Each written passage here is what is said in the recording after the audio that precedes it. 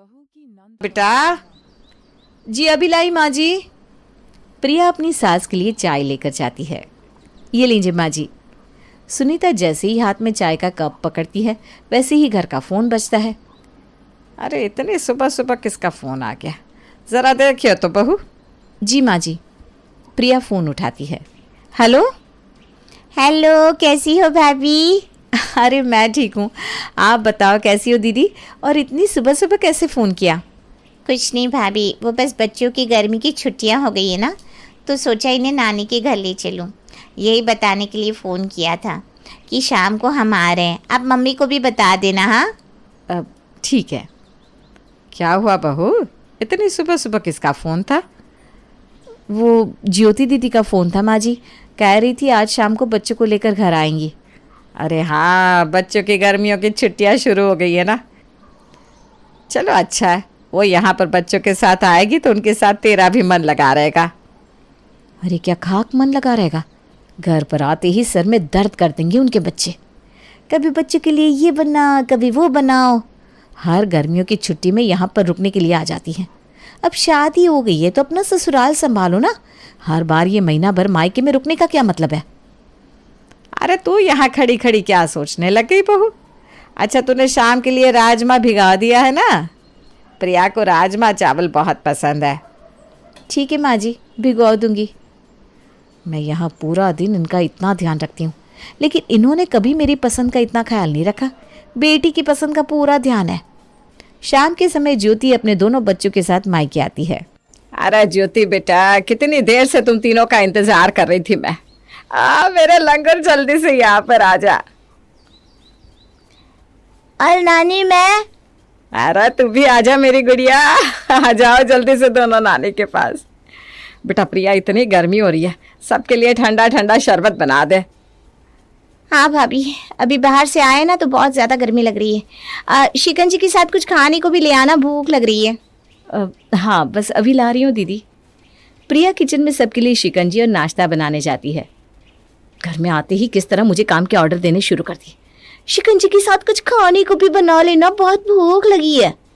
ऐसा लग रहा है जैसे अपने ससुराल से कुछ खा कर ही नहीं आई। सब कुछ इन्हें यहीं पर आकर खाना है। अब जब तक ये यहाँ पर रुकेंगी ना, मेरी नाक में दम कर देगी। प्रिया सबके लिए शिकंजी और नाश्ता लेकर आती है। मामी, मेरी शिकंजी में थोड़ी और बर्फ डालो ना, और मामी मेरे लिए फ्रेंच फ्राइज बनाओ ना, साथ में बर्गर भी। क्या बर्गर, और वो भी घर पर? अरे बेटा, अभी ना घर पर बर्गर बनाने का सामान भी नहीं है। अरे ये तो इसी तरह बकवास करता रहता है। कोई बर्गर फ्रेंच फ्राइज नहीं मिलेंगे तुझे खाने के लिए। मामी ने जो बनाया है वही चुपचाप खा। और तुझे कितनी ठंडी शिकंजी पीनी है हाँ, जो इसमें और बर्फ डलवा रही है? फिर गले में दर्द होगा तो रोते हुए मेरे पास आएगी। इनको और कुछ देने की जरूरत नहीं भाभी। ठीक है दीदी। अरे बेटा, दीपक कब तक आएगा? जरा उसे फ़ोन करके पूछ कहाँ पर रह गया। अब मैंने अभी थोड़ी देर पहले ही उन्हें फ़ोन किया था मम्मी जी, बस अभी आने ही वाले होंगे। अरे ये लो आ गए। मामू आ गए, मामू आ गए। मामू, ये आपके हाथ में क्या है? इसमें कुछ खाने को है क्या? इसके अंदर तुम दोनों के लिए बर्गर और कोल्ड ड्रिंक है, और इसके अंदर गर्मा गर्म समोसे और पनीर वाली जलेबियां हैं। अरे वाह दीपक, पनीर की जलेबियाँ! मेरा तो कितने दिनों से खाने का मन कर रहा था, लेकिन मेरे ससुराल की यहाँ तो पनीर वाली जलेबियाँ मिलती ही नहीं है। मुझे पता है दीदी, इसीलिए तो मैं स्पेशली आपके लिए ये जलेबियाँ लेकर आया हूँ, और पूरी 1 किलो है। अब आराम से खाना, कल और ले आऊँगा। प्रिया, तुम सबके लिए ये सब प्लेट में निकाल कर ले आओ। जी ला रही हूँ। प्रिया सब कुछ प्लेट में लाकर सर्व कर देती है। अरे भाभी, आप भी तो खाओ ना। ये पनीर की जलेबी तो इतनी टेस्टी है, एक बार खा के देखो तो सही। नहीं दीदी, मेरा कुछ भी खाने का मन नहीं है, आप खा लो। अरे ऐसा कैसे तुम्हारा खाने का मन नहीं है? जब भी कभी समोसे और जलेबी लेकर आता हूँ तो सबसे पहले तुम्हें तो खाने के लिए बैठ जाती हो, और आज तुम्हारा खाने का मन नहीं कर रहा। तुम्हारी तबीयत तो ठीक है ना? हाँ, मेरी तबीयत को भला क्या होगा, बस आज दिन में खाना खाया तब से कुछ खाने का मन नहीं कर रहा। आप सब खा लो ना। चलो कोई बात नहीं, जब तुम्हारा मन करे तो बता देना, तुम्हारे लिए फिर से ले आऊँगा। प्रिया चिढ़कर वहाँ से चली जाती है। कुछ देर बाद रात के खाने का समय हो जाता है। पहले तो घर में सिर्फ 3 लोगों का ही खाना बनाना पड़ता था, लेकिन अब 6-6 लोगों का खाना बनाना पड़ेगा।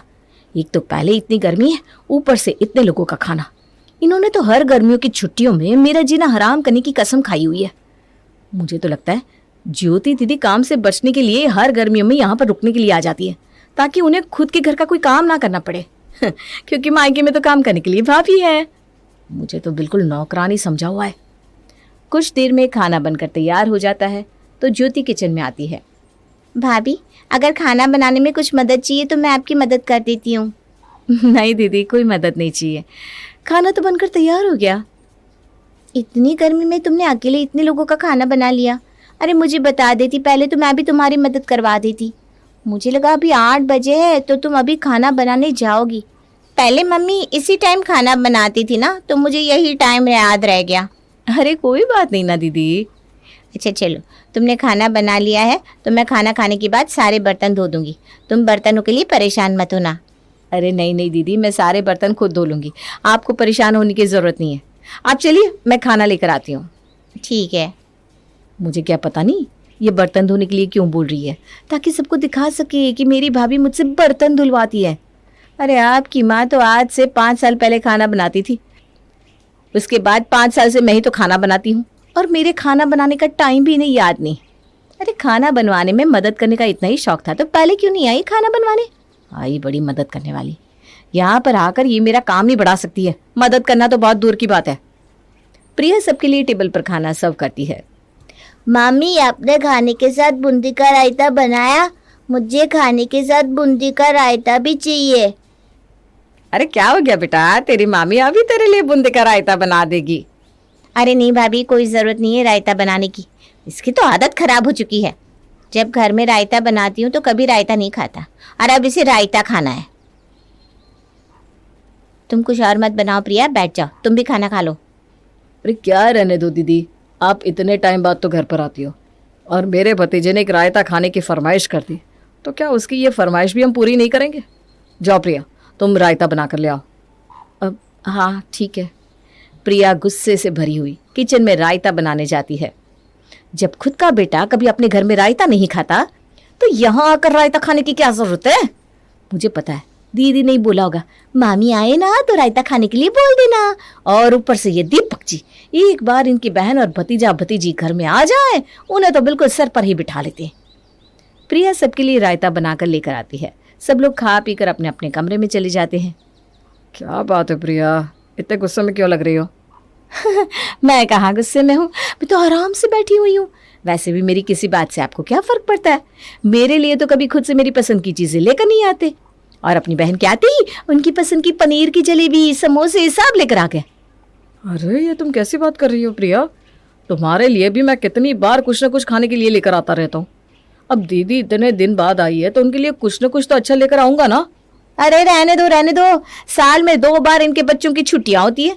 अभी पूरा 1 महीना यहाँ पर रहकर जाएंगी, फिर जब सर्दियों में इनकी 15 दिन की छुट्टियां होंगी तो दोबारा यहाँ आ जाएंगी।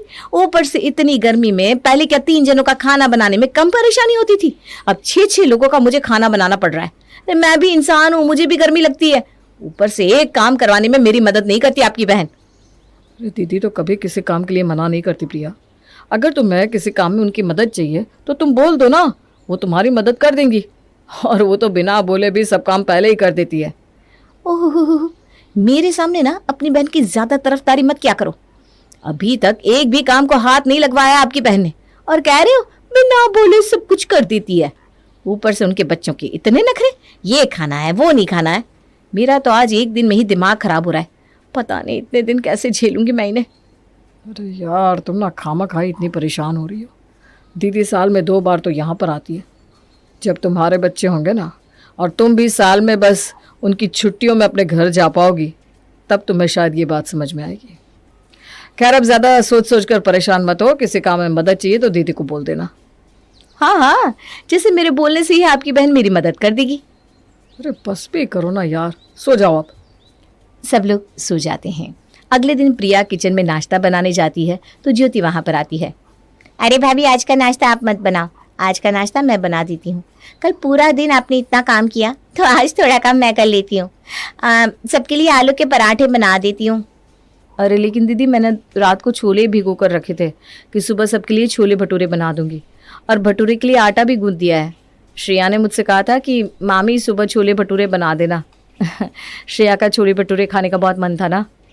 अच्छा तो फिर ठीक है, मैं छोले भटूरे बना देती हूँ, तब तक तुम जाकर कुछ और काम कर लो। अरे जाओ भी, इतना क्या सोच रही हो मैं बना दूंगी। ठीक है दीदी। प्रिया किचन से अपने कमरे में जाती है। मुझे अच्छी तरह पता है इन्होंने छोले भटूरे बनाने का काम क्यों लिया।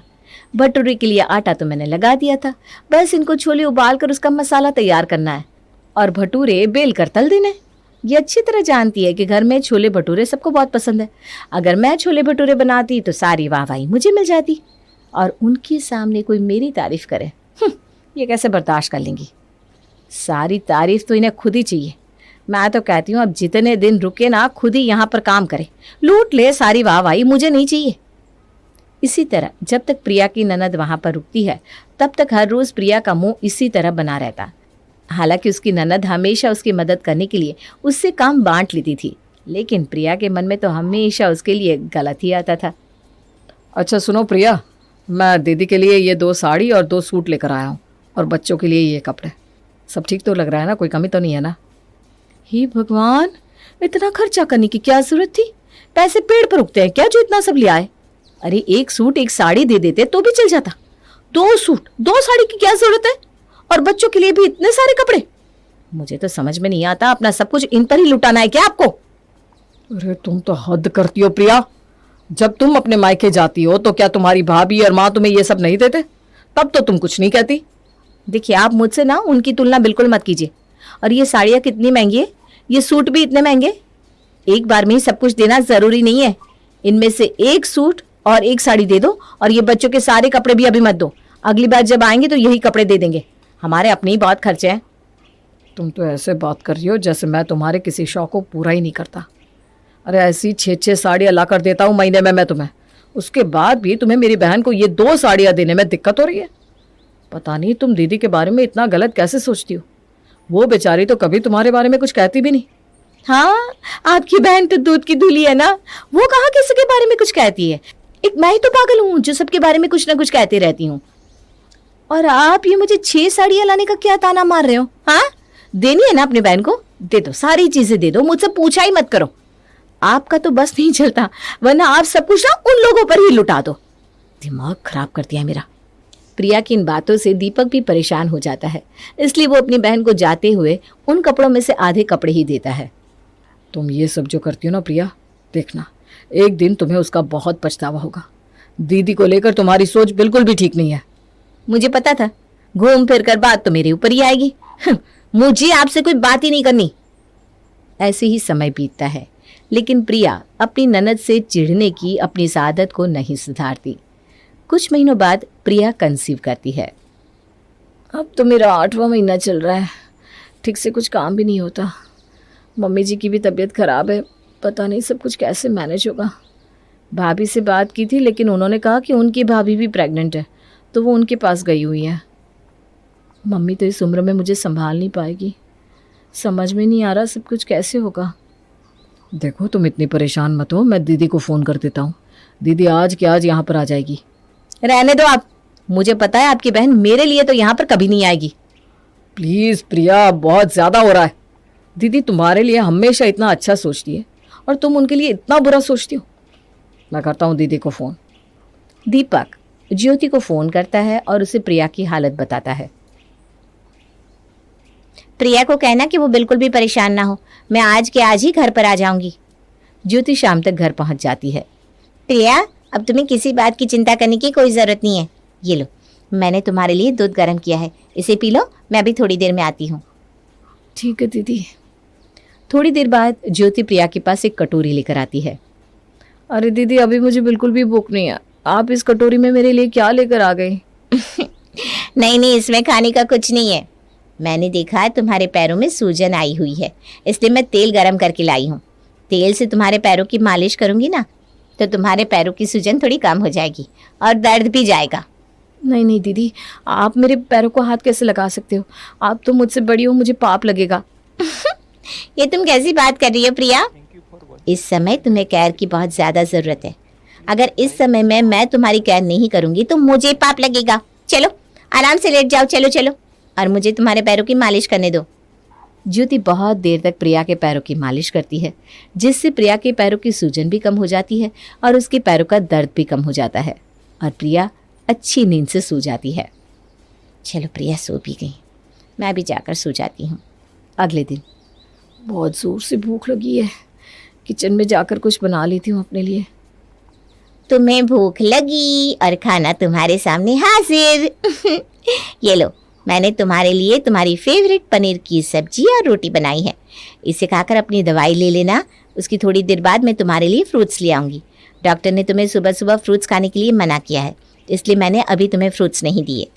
प्रिया की प्रेगनेंसी के मुश्किल समय में उसकी ननद एक बड़ी बहन की तरह उसका ध्यान रखती है, तो प्रिया अपनी बातों पर बहुत शर्मिंदा होती है। सुनिए जी। हाँ बोलो, कुछ चाहिए क्या तुम्हें? कुछ खाना है? नहीं, कुछ नहीं खाना। मैं तो बस ये बोल रही थी कि ज्योति दीदी मेरे इतने मुश्किल टाइम में मेरा बहुत ध्यान रखती हैं और मैंने हमेशा उनके बारे में इतना गलत सोचा, लेकिन वो कितनी अच्छी है। आज मुझे उनके लिए अपनी कही हुई बातों का बहुत बुरा लग रहा है। जब हमारा बच्चा हो जाएगा ना, तो आप स्पेशली ज्योति दीदी के लिए अच्छा सा गिफ्ट लेकर आना। तुम्हें गोल्ड की जो भी चीज़ पसंद आए उन्हें दिलवाना। जब मेरा ध्यान रखने के लिए मेरे पास कोई नहीं था, तब दीदी ही मेरा ध्यान रखने के लिए मेरे पास आई। ये तो बहुत अच्छी बात है प्रिया कि आखिर तुम्हें समझ में आ गया कि दीदी के मन में तुम्हारे लिए कितना प्यार है। चलो, देर आए दुरुस्त आए, अंत भला तो सब भला। इस तरह प्रिया के मन में अपनी ननद के लिए हमेशा होती कुड़कुड़ गहरे प्यार में बदल जाती है और अब वो अपनी ननद के साथ बड़ी ही खुशी खुशी मिलजुल कर रहने लगती है।